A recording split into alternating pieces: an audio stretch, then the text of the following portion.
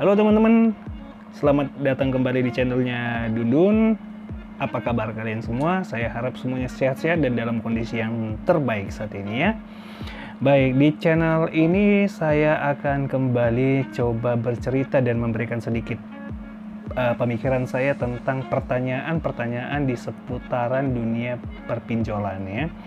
Nah, yang sering saya lihat ya, pertanyaannya adalah seperti ini. Apakah benar data-data kita bisa dihapus ya di aplikasi pinjol? Baik, sebelum saya bercerita, saya minum kopi dulu biar fresh sedikit otaknya ya. Karena ini tidak pakai narasi, ini langsung ngomong saja. Oke. Baiklah teman-teman, begini. Biasanya customer daripada pinjaman online itu sering bertanya, apakah data-data kita itu bisa dihapus atau tidak dari aplikasi tersebut?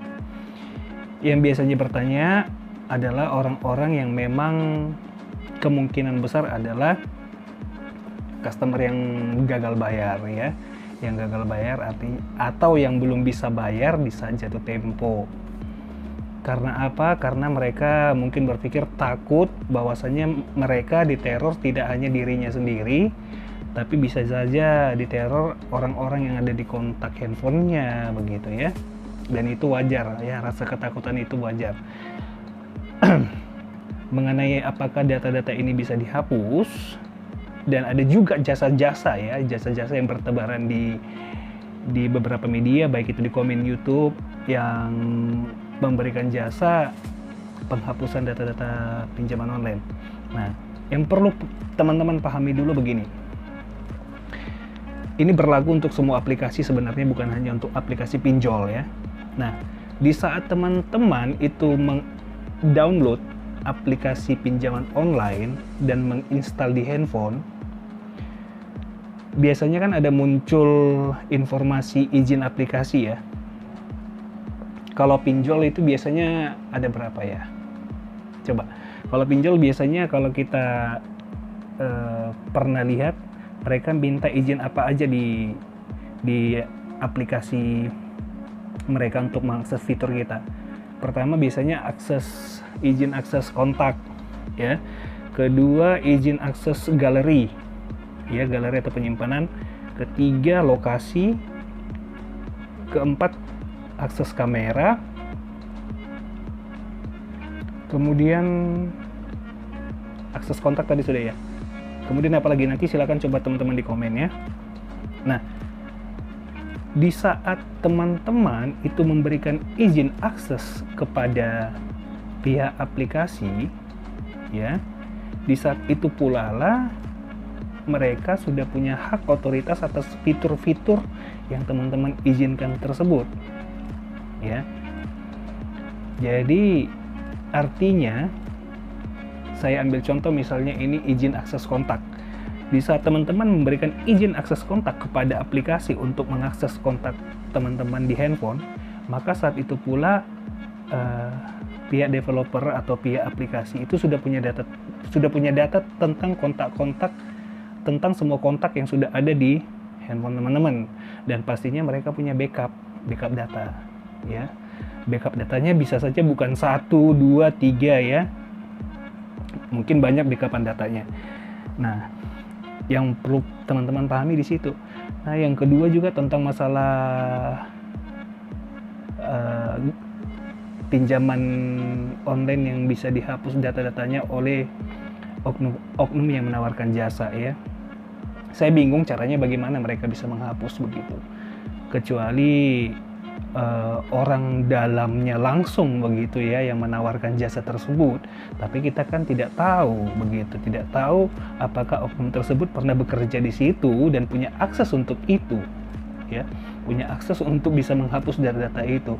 Nah, di sini saya sarankan teman-teman tidak perlu percaya hal-hal yang seperti itu ya, karena itu bisa berakibat kerugian juga nantinya kepada teman-teman. Artinya takutnya kita itu adalah bentuk penipuan, di mana kita sudah bayar jasanya, ternyata hasilnya juga nihil kan, hasilnya tidak ada sama sekali. Nah, jadi di sini teman-teman jangan mudah terpengaruh ya untuk jasa-jasa tersebut yang menawarkan dengan harga-harga murah atau ya harga yang terjangkau. Umumnya itu saya rasa adalah bentuk penipuan. Nah, jadi sudah paham sampai di sini teman-teman ya. Artinya di saat teman-teman sudah memberikan izin akses kepada fitur-fitur kita dari aplikasi yang diminta aplikasi tersebut, maksud saya. Artinya di situ mereka sudah punya hak otoritas untuk ya mengakses segala fitur-fitur yang kita punya. Makanya banyak kejadian di mana ada kasus orang bunuh diri gara-gara fotonya disebarkan oleh pihak pinjol di media sosial. Ya, foto tidak senonohnya mungkin begitu. Nah, kalau kita berpikir logika, dari mana mereka bisa dapat foto itu? Ya itu tadi dari akses yang kita berikan ke galeri. Ya, dari akses yang kita berikan ke galeri. Jadi teman-teman saya sarankan jikalau punya data-data yang penting, janganlah simpan di handphone. Ya. Atau jikalau punya foto-foto atau video-video yang koleksi pribadi ya jangan disimpan di handphone, berbahaya karena kita tidak tahu ada beberapa aplikasi yang nakal yang suatu saat bisa menyebarkan foto-foto tersebut, kita tidak tahu ya. Jadi disinilah pentingnya teman-teman, di saat teman-teman mendownload dan menginstal suatu aplikasi, coba dicek dulu izin akses apa yang mereka minta. Contohnya begini, kalau kita mendownload aplikasi kamera ya, harusnya yang mereka minta izin aplikasi akses fitur itu adalah yang relate ya, yang berhubungan dengan aplikasi kamera, seperti izin kamera, oke, ya itu masuk akal. Kemudian izin lokasi, oke lah ya, karena kan banyak itu foto-foto yang dimana orang-orang juga sering bikin lokasi ya di fotonya. Kemudian izin galeri atau penyimpanan, itu masih masuk akal. Nah, yang nggak masuk akal kalau kita download aplikasi dan install aplikasi kamera, dia minta izin akses kontak, itu nggak ada hubungan, ya. Akses kontak, kemudian akses web, itu kan nggak ada hubungan sama sekali. Nah, jadi di situ yang saya tekankan teman-teman hati-hatinya, ya. Jadi coba dilihat yang berhubungan dengan aplikasi yang kita download, izin apa aja yang diminta. Kalau di luar daripada itu yang kita tidak atau kita ragu, misalnya, ya mending tidak usah diinstal aplikasinya begitu. Karena itu tadi rawan pencurian data. Ada juga kasus kan di mana orang-orang kehilangan uang di rekeningnya. Karena apa? Karena dia simpan username m-bankingnya di kontak, PIN-nya di kontak, di saat dia download aplikasi tersebut membutuhkan izin akses kontak, ya di saat itu pula mereka tahu sebenarnya user kita dan password m-banking kita begitu.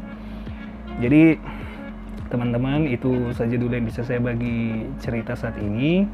Jadi tidak ada sebenarnya yang bisa menghapus data-data pinjol ya, kecuali ada kecualinya ya, kecuali memang orang dalam yang benar-benar kita tahu bekerja di situ, tapi memastikan itu sangat sulit kan ya sudahlah, kalau sudah sempat memberikan akses kepada mereka ya sudahlah. Artinya jika kita ingin menjaga nama baik kita, ya bayar saja tepat waktu ya, jangan kita sampai gagal bayar begitu, agar tidak menjadi masalah suatu ke depannya. Jadi begitu aja dulu teman-teman ya. Jadi semoga bisa bermanfaat informasi yang saya berikan ini.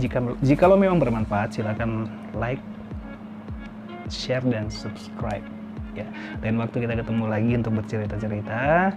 Semoga sehat terus, stay safe, dan bye-bye.